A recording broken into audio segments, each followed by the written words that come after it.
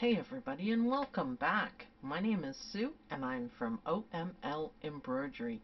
And today we are going to be stitching out this super cute zipper bag from Anita Goodesign. There's a link in the description. Get all your supplies ready. You're going to need a zipper, you're going to need batting, 5x7 hoop, and you're going to need tearaway stabilizer as well as cutaway. I'm using the no-show mesh, but any cutaway will do. Let's get stitching. Okay, we're going to jump right into this project. I'm using my 5x7 hoop and tearaway. That's very important that we're using tearaway only on the first hooping. And what we're doing is these really cute extras for it. Each bag has extras. So do your placement line and then add your fabric. Now this fabric isn't going to show too much, but you'll see how it looks in the end. Stitch it out, stitch it down, and then we're going to carefully trim it. Oh wait, before we trim it, it's going to stitch some cover stitches over it, and that's why I said it's not really going to show. They're just fill stitches to Tommy stitches, and it just, it's going to add a little bit to it. Once that is done, now you can trim it. Or you could leave it till we do the back, but I went ahead and trimmed it out right here. It's just easier to do. Take your time, of course. It's going to be a satin stitch finish. These are really cute additions to the bag, and I just love it. I thought they were really cute. So we're doing the puppy bag. So this one, it's his ears, his floppy ears, and his tail. So once you trim that out, flip it over, and we're going to put fabric face up on the back, and this fabric is going to show. So I just used my leftover bits and I'm taping it like crazy, and we are going to stitch it down first, of course. You can see the tape through. Remember, when you're using tearaway, it's not something we use all the time, but you have to be very gentle when you're trimming. You don't want to pull it up or stretch it or do anything. So now I'm trimming it out. I'm going to have to pick off those little papers, the tape a little bit, but that's okay. And I'm going to be very careful not to move the tearaway too much, because now we're doing satin stitches, which is going to give it a really nice edge. So always be careful with your tearaway. Back to the machine. Change your bobbin to match. This looks really cute. I'm just continuing in white. However, I thought pink would be really cute too. So you want it to match on the back because it will show. And what I did is I used fabric that matches the back fabric on my bag.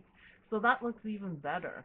So lovely satin stitches, nice final finish to it.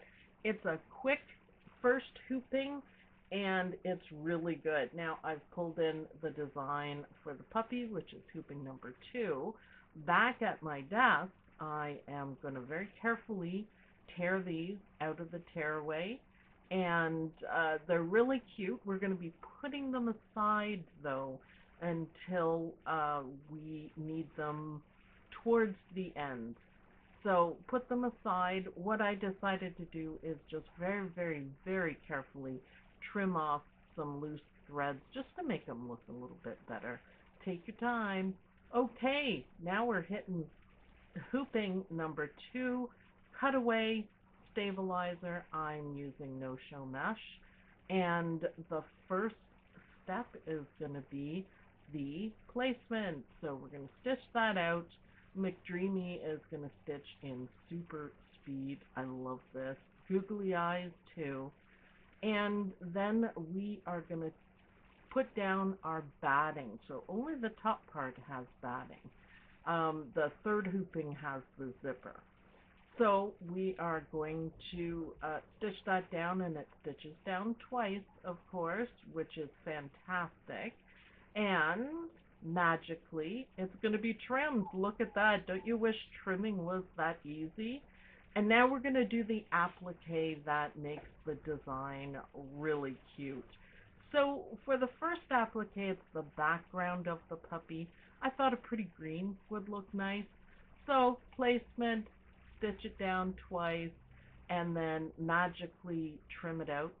Look at that. Oh, it was a nice transition too. The next one is for the body of the puppy, and it's two pieces with a little space left in between for the collar, which is also very cute. So you could put down one piece. It may or may not be easier. I kind of fiddled around a little bit with two pieces. I had it a little bit over, but maybe one at a time with a manual machine stop in the middle would do. So first piece is great. I moved the second piece up a little bit. And as always, you're going to stitch it down twice and then we're going to trim it. But I like the fabric I picked too. It's just kind of subtle polka dots. I really like that. And now we're going to trim it. Magic. It's wonderful. And placement for the collar. Yay. And I chose a pretty pink color for the collar. I really like it. I really like it. So it's a girl puppy. That's what we're going to do.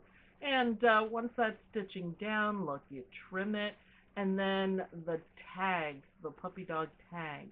And I chose to add the same color. I don't know why, but it's cute. So two more appliques left. For this one, this is the dog's nose. I'm using white felt because I thought it would look really cute. It stitches down twice, give it a quick trim. This is our last applique here, and it is the eye kind of coloring on them. I used white felt again, and I played applique chicken in one. So there we go. Now the next thing that's going to be stitching out is all of the detail work on the puppy, which is cute. Now I think brown thread would look really good on this part. I used black. It's a little bit harsh for my liking. Now the next step, and I don't show it, I skip it, but you can see it in the bottom corner, is the puppy's feet. And that would have been really, really cute. Now you can see them. That would have been really cute in white as opposed to black, because two of my hounds have white socks, they call it, so that would be cute. But just an idea. So now everything is going to get satin stitches, and the black looks good here. I really like the black here. I thought it was just fine. So it's gonna, our favorite satin stitches, cover everything up. Now pay attention to this part, because once it finishes stitching out, it's not done. This part is really important. And what we're going to do is stitch down the extras. So the first step to this is the placement.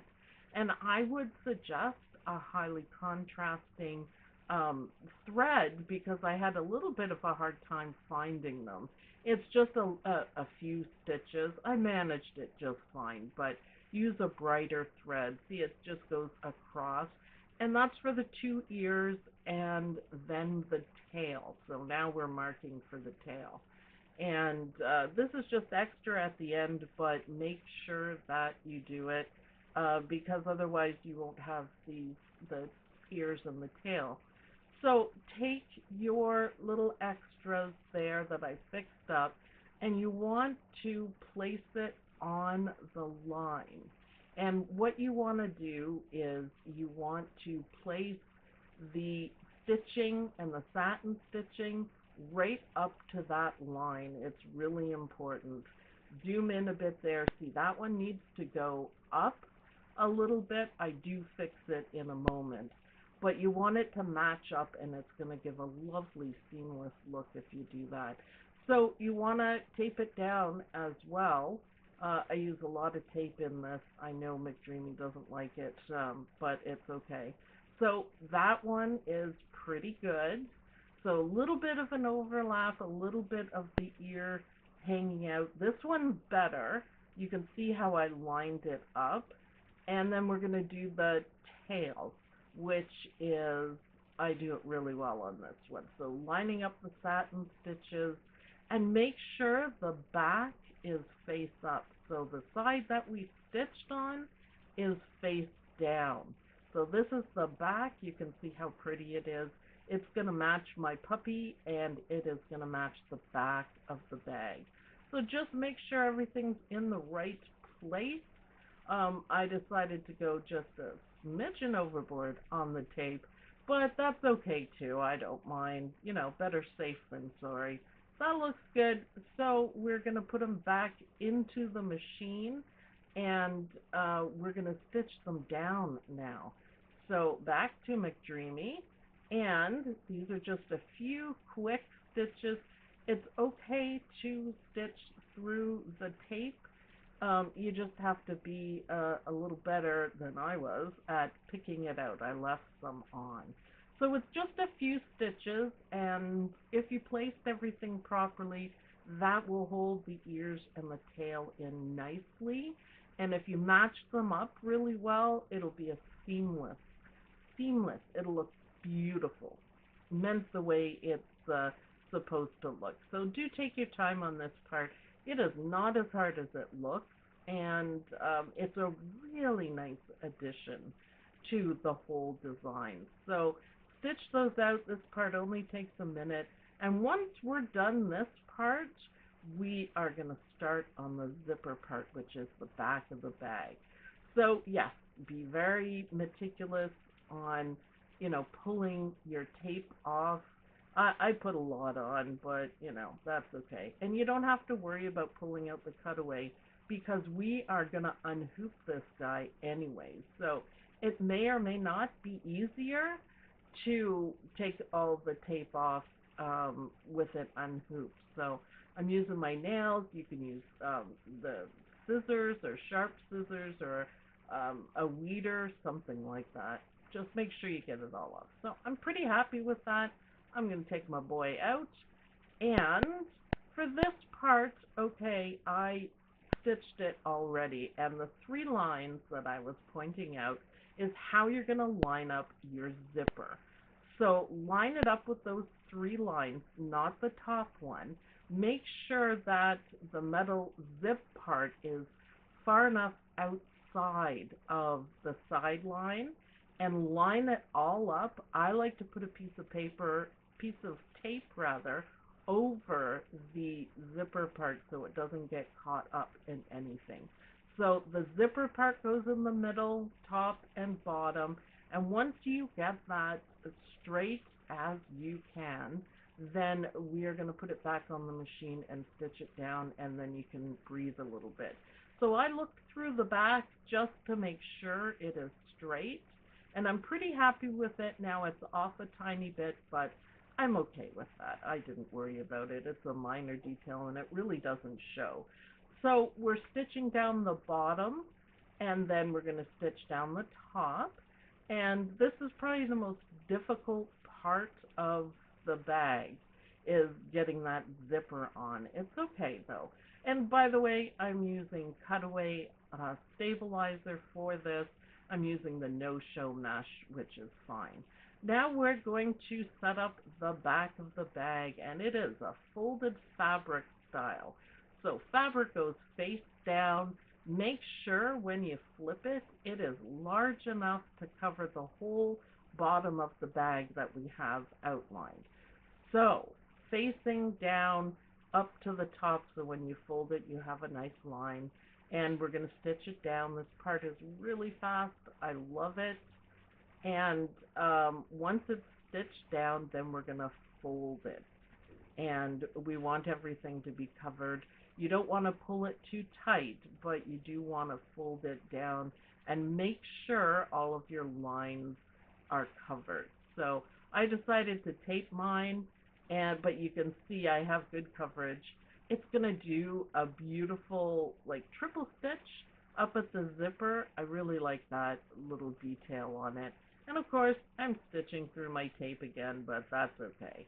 So now we've got the bottom part all set up. We're going to do the same thing on the top. Fabric face down, pull it down to the bottom side, stitch it down, and then we're going to flip it, and when we flip it, we see the top side of the fabric. You can finger press it, and then we're going to stitch it down. So that's the basics of the bag right there. Oh yeah, those beautiful triple stitches there, just to give it a final touch. That's all stitched down, and I'm going to open the zipper. If you forget to open the zipper at this point, you're going to have a hard time turning your bag. So before you take it off the machine, move the zipper to the middle.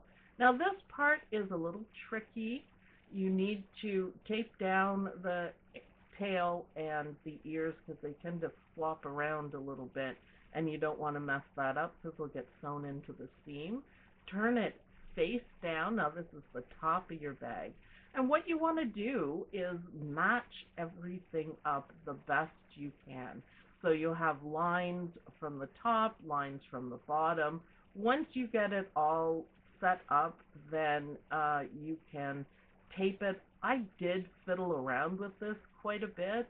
I didn't record all of my fiddling, but I'm thinking maybe pins to mark the spot. I won't sew stitch with pins on, and I am a little bit off. You can see on the right hand side there, but it still turned out really nice. But take your time on it. You want it as centered as you can on the back. And once this is done, we are done. So take it out of the hoop. Take off all your tape as much as you can. I unfortunately left a little bit on the puppy dog, but that's okay. It just made it a little harder to turn. So you want to cut it out and leave yourself a little bit of a seam, 1/4 inch or larger. Clip your corners, and then we're ready to turn it. We have to cut out the zipper though, so just run your seam ripper all the way down. I tried to take off more of the stabilizer because I thought it would make it look neater, and I stopped doing that in a hurry because I was pretty close to cutting the zipper. Now I wanted the zipper open fully. I'm struggling a little bit, so I got my awl and pushed the zipper, and this is going to make it so much easier to do. And now we're going to turn it, push out all the corners. When it's all flat, you can give it a good iron, and it's really cute. I would love to try some more of the animals in this group, this pack from Anita Goodesign. But I just love doing this. It was so much fun and very forgiving. So other than not matching it up perfectly, I think I did a great job of it. So thanks everyone for watching. I hope you guys will try these super cute, delightful Anita Goodesign pocket animals, zipper bags with the ears and the tail. It's so much fun. So happy stitching. Iron it at the end. It's so cute. Make a zipper bag and share with everyone. Bye.